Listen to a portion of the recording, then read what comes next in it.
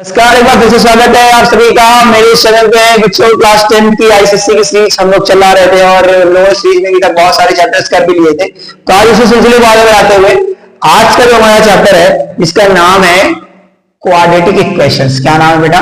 Quadratic equations. पहली बात, quadratic equations कहते हैं कि नहीं, ये भी समझने की बहुत जरूरत है। क्वाड्रेटिक इक्वेशंस किन्हें कहते हैं बेटा? क्वाड्रेटिक इक्वेशंस किन्हें कहते हैं? क्वाड्रेटिक इक्वेशंस से कहते हैं जिसकी x में जहां पर मैक्सिमम पावर, क्वाड्रेटिक इक्वेशन का जो जनरल फॉर्म होता है वो ये होता है बेटा, ये इसका जनरल फॉर्म है क्वाड्रेटिक इक्वेशन का। यहां पर क्या है कि x की जहां पर मैक्सिमम पावर 2 हो जाए, जहां पर x की मैक्सिमम पावर 2 होती है, ऐसी इक्वेशंस को हम लोग क्वाड्रेटिक कहते हैं। जहां पर x की मैक्सिमम पावर 1 होती थी लीनियर बोलते थे, जहां पर x की मैक्सिमम पावर 2 हो जाएगी उसको क्वाड्रेटिक बोलेंगे, और जहां पर x की मैक्सिमम पावर 3 हो जाएगी उसको क्यूबिक बोलेंगे। तो ये जनरल फॉर्म है क्वाड्रेटिक इक्वेशन का। जैसे इक्वेशन लिखी हुई है 3x square plus 2x minus का 3। अब हम इसको क्या करेंगे, जनरल फॉर्म में हम इसको चेंज कर लेंगे और हम क्या बोल देंगे कि ये हमारे लिए क्या है, क्वाड्रेटिक इक्वेशन है। ये क्वाड्रेटिक इक्वेशन है। चलिए हम लोग बात कर लिए कि क्वाड्रेटिक इक्वेशन अभी तक होती क्या है, लेकिन अगर हमें सॉल्व करना पड़े क्वाड्रेटिक इक्वेशन को तो कैसे सॉल्व कर सकते हैं, कौन कौन से मेथड है, चलिए उनके बारे में बात भी करते हैं। देखिए, आपको ये तो पता ही होगा कि x की जितनी भी मैक्सिमम पावर होती है x की वैल्यूज उतनी आती है। इस केस में x की मैक्सिमम पावर 2 है तो x की दो वैल्यूज आएंगी। कितनी आएंगी? दो वैल्यूज आएंगी। कितनी आएंगी? 2। अब वो दोनों वैल्यू बराबर भी हो सकती है, अनइक्वल्स भी हो सकती है, कुछ भी हो सकती है, उसके बारे में हम लोग बाद में जानेंगे। लेकिन बाबू क्वेश्चन पे टॉपिक ये है हमारे लिए कि x की मैक्सिमम पावर जितनी भी होती है, how much maximum power does x has, that is called the values of x. If x has 2 power, that means x has 2 values of x. And if x has only 1 power, maximum 1 power, it is means that x has only one answer. ठीक है, यहां पर x की maximum power कितनी बेटा? 2 है। It means कि x has 2 power. चलिए, अब कैसे सॉल्व हो सकते हैं? तो किसी भी क्वाड्रेटिक इक्वेशन को सॉल्व करने के 3 तरीके होते हैं। पहले क्वाड्रेटिक इक्वेशन कोई भी क्वाड्रेटिक इक्वेशन लिख लेते हैं बेटा।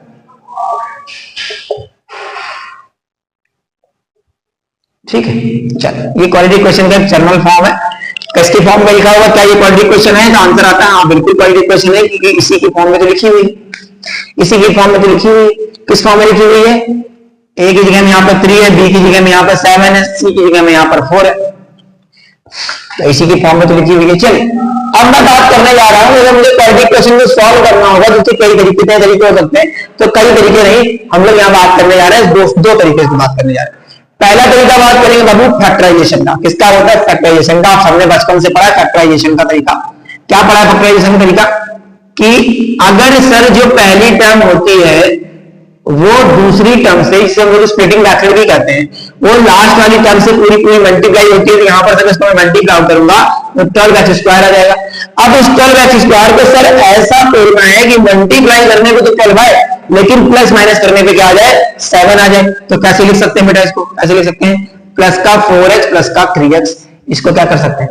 स्प्लिट कर सकते हैं, क्योंकि प्लस का 4 और प्लस का 3 मिलकर 7 हो जाता है, हमारा ये भी आंसर आ जाएगा। और 4 इंटू में 3 मिलकर 12 हो जाता है, और x इंटू में मिलकर x स्क्वायर हो जाता है, ये भी हमारा आंसर आ जाएगा। यहां से मैं क्या करूंगा, इनको एक कॉमन लिखने की कोशिश करूंगा। मैं यहाँ पर इसे लिख लेता हूँ ताकि मेरे लिए समस्या आसान हो जाए। मैं यहाँ पे क्या करूंगा, कॉमन लूंगा तो 3x कॉमन आ जाएगा, बचेगा x प्लस 1, और यहां से मैं कॉमन लूंगा तो 4 लूंगा कॉमन, तो यहां से बच जाएगा x प्लस 1 इक्वल टू में 0। तो 3x प्लस 4 इक्वल टू में 0 और x प्लस 1 इक्वल टू में 0। तो यहां से x की वैल्यू आ जाएगी बेटा माइनस का 4/3, और यहां से x की वैल्यू आ जाएगी माइनस का 1। दोनों केसेस में देखिए इसकी मैक्सिमम पावर कितनी थी? 2 थी। यहाँ पे x की कितनी वैल्यूज आएंगे बेटा? 2 वैल्यू आई है। कितनी वैल्यूज आएंगे? 2। एक तो तरीका होता है नॉर्मल, लेकिन एक समय वो भी आता है कि जब यहाँ पर ऐसा एक नंबर बन जाता है कि आपको लगता है कि किससे टूटेगा, आपको समझ में नहीं आ रहा है कि किससे टूटेगा, आपको दिमाग नहीं काम हो रहा है, तब वहां के लिए हमारे पास एक बहुत प्यारा सा फॉर्मूला है, क्वाड्रेटिक फॉर्मूला। क्या फॉर्मूला है? Quadratic formula. चलिए क्वाड्रेटिक फॉर्मूला के बारे में बात करने, इक्वेशन यही लिखेंगे बेटा ना, ताकि समझ में भी आए कि आंसर सही आता है नहीं आता। इक्वेशन यही लिखेंगे। चलिए, यहां से हमारा x की वैल्यू क्या है ये भी लिख लो। एक x की वैल्यू आई है माइनस का 3/4, एक x की वैल्यू आई है माइनस का 3/4, और एक x की वैल्यू आई है 1। कितनी आई है? माइनस का 1। कितनी आई है? माइनस का 1। चलिए, क्वाड्रेटिक फॉर्मूला क्या कहता है बेटा?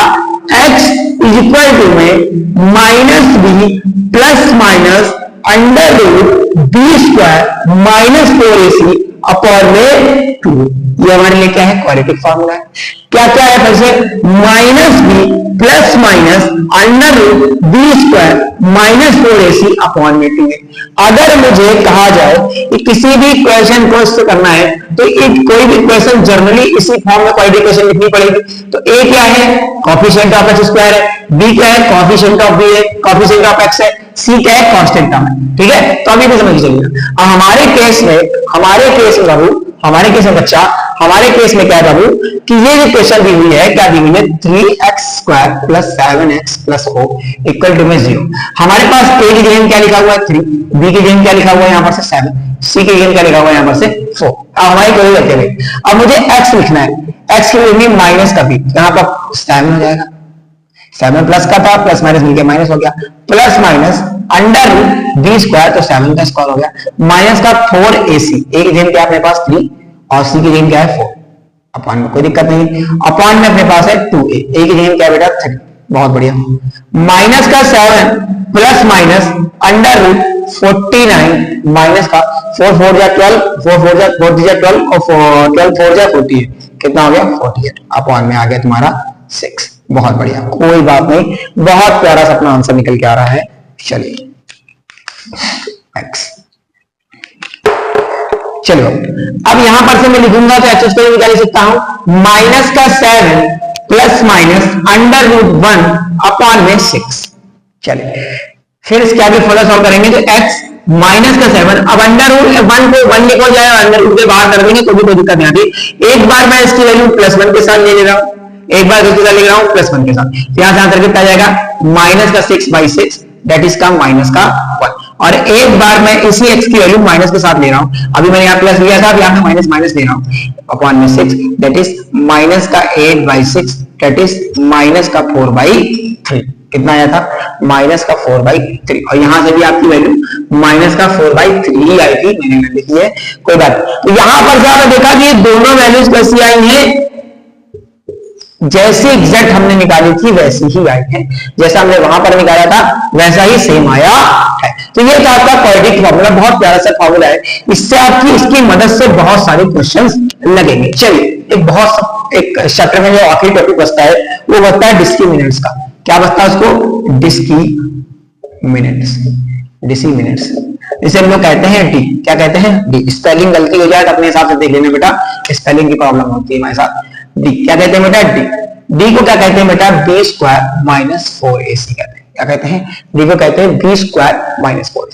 अच्छा तो इसी के पॉइंट क्यों है, कभी कभी हमको क्वेश्चन में क्या बोलेगा कि जो रूट्स हैं, जो रूट्स निकल के आए, जो एक्सी वैल्यूज, रूट्स मतलब क्या, जो एक्सी वैल्यूज निकल के आएंगे वो रियल है, इक्वल है, इनफाइनाइट है, सॉरी इनफाइनाइट नहीं, इक्वल है, अनइक्वल है, रियल है, इमेजिनरी है, ऐसे बोलेगा।